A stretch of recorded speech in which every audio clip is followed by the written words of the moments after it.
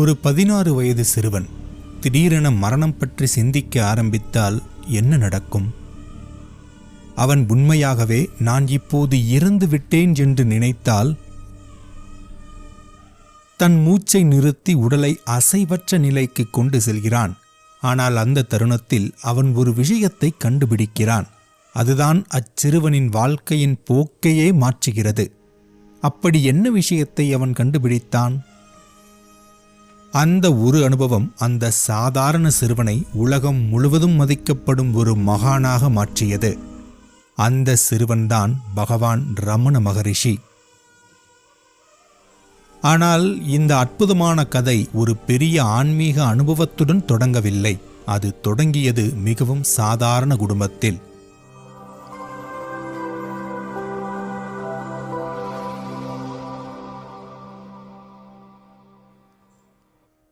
1879 December 30 தமிழ்நாட்டின் திருச்சுழி என்ற சிறிய ஊரில் ஒரு குழந்தை பிறந்தது.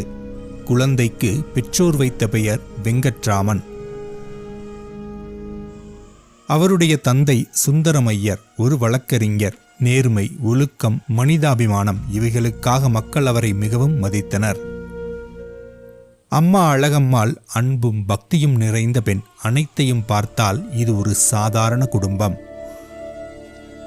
சாதாரண வாழ்க்கை, சாதாரண குழந்தை. ஆனால் இந்த குழந்தையின் வாழ்க்கையில் விரைவில் ஒரு சம்பவம் நடக்கப் போகிறது. அந்த ஒரு சம்பவம் இந்த சிறுவனை உலகம் முழுவதும் மகரிஷி என்றழைக்கப்படும் ஒரு மகானாக மாற்றப் போகிறது. ஆனால் அந்த சம்பவம் எப்போது நடந்தது? அதற்கு முன் இந்த சிறுவன் எப்படி இருந்தான்? இந்த வீட்டில் வெங்கட்ராமன் ஒரு சாதாரண குழந்தையாகவே வளர்ந்தான். ஆன்மீகம் பற்றி அவன் அதிகம் சிந்தித்தவன் அல்ல. மற்ற குழந்தைகளைப் போலவே அவனுக்கும் விளையாட்டுதான் உலகம். இவைகளில்தான் அவனுக்கு அதிக ஈர்ப்பு. அவன் உடலால் வலிமையானவன். ஆனால் அவனிடம் ஒரு விசித்திரமான குணம் இருந்தது. அது அவனுடைய தூக்கம். ஒரு முறை தூங்கிவிட்டால் அவனை எழுப்புவது மிகவும் கடினம். சில நேரங்களில் நண்பர்கள் அவனை தூக்கி எடுத்து சென்றாலும் கூட அவனுக்கு தெரியாது. அந்த அளவுக்கு ஆழ்ந்த உறக்கம். இப்படி தூங்கும் இந்த சிறுவன் ஒரு நாள் உலகம் முழுவதும் மக்கள் தேடி வரும் ஒரு மகானாக மாறப்போகிறார் என்று அப்போது யாருக்கும் தெரியவில்லை. ஆனால் அந்த மாற்றம் எப்படி ஆரம்பித்தது? அதற்கு காரணமான அந்த ஒரு சம்பவம் என்ன? அது நடந்தது அவருடைய 16 வயதில். ஒரு நாள் திடீரென ஒரு விசித்திரமான உணர்வு. நான் இப்போது இறந்து போகிறேன். எந்த நோயும் இல்லை, எந்த விபத்தும் இல்லை. ஆனால் அவர் மனதில் மரண பயம் திடீரென எழுந்தது. அந்த பயம் ஒரு கணத்தில் அவரை முழுவதும் பிடித்து கொண்டது. ஆனால் அடுத்த நொடியில் அவர் செய்தது மிகவும் விசித்திரமான ஒன்று. அவர் ஓடவில்லை, யாரையும் அழைக்கவில்லை. அவர் தன்னிடமே ஒரு கேள்வியை கேட்டார். மரணம் என்றால் என்ன? அவர் தரையில் படுத்துக் கொண்டார். உடலை அசையாமல் வைத்தார். பிறகு நினைத்தார், இந்த உடல் இப்போது இறந்துவிட்டது. ஆனால் அந்த நொடியில் அவர் உள்ளே ஒரு பெரிய உண்மை மின்னல் போல வெளிச்சமானது. இந்த உடல் நான் இல்லை. உடல் இறக்கலாம், ஆனால் என்னுள் இருக்கும் இந்த ஆன்மா இறக்க முடியாது.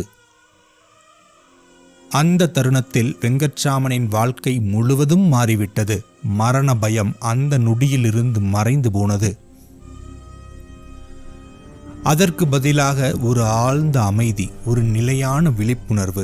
இனி முன்பைப் போல வெங்கட்ராமன் இருக்கப் போவதில்லை. ஆனால் இந்த அனுபவம் ஒரு பெரிய மாற்றத்தின் தொடக்கம் மட்டும்தான்.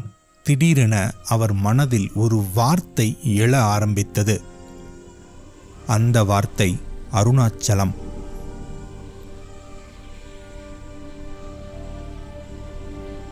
திருவண்ணாமலை ஒரு மலை. ஆனால் வெங்கட்ராமனுக்கு அது சாதாரண மலை அல்ல. அது ஒரு தெய்வீக அழைப்பு. இறுதியில் ஒரு நாள் நான் அருணாச்சலத்துக்கு போக வேண்டும் என்று முடிவு செய்தார். யாரிடமும் சொல்லவில்லை. ஒரு கடிதம் மட்டும் எழுதி வைத்தார், நான் என் தந்தையை தேடி செல்கிறேன் என்று. அந்த தந்தை யார்? அவர் வீட்டை விட்டு வெளியேறினார். சிறிது பணம் மட்டும் கையில் இருந்தது. ஆனால் மனதில் ஒரு பெரிய ஏக்கம் இருந்தது. அவர் ரயிலில் ஏறினார். நீண்ட பயணம், பல நிலையங்கள், பல மாற்றங்கள். ஆனால் அந்த முழு பயணத்திலும் அவர் மனதில் இருந்தது ஒரே ஒரு இலக்கு, திருவண்ணாமலை. அவர் அருணாச்சலத்தை முதல் முறையாக பார்த்த அந்த தருணத்தில் அவருடைய வாழ்க்கை முழுவதும் மாறியது.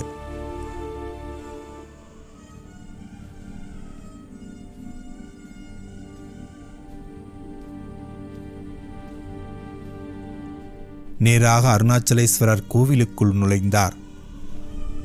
அருணாச்சலேஸ்வரரை பார்த்த அந்த தருணத்தில் அவர் சொன்ன வார்த்தைகள் மிக எளிமையானவை.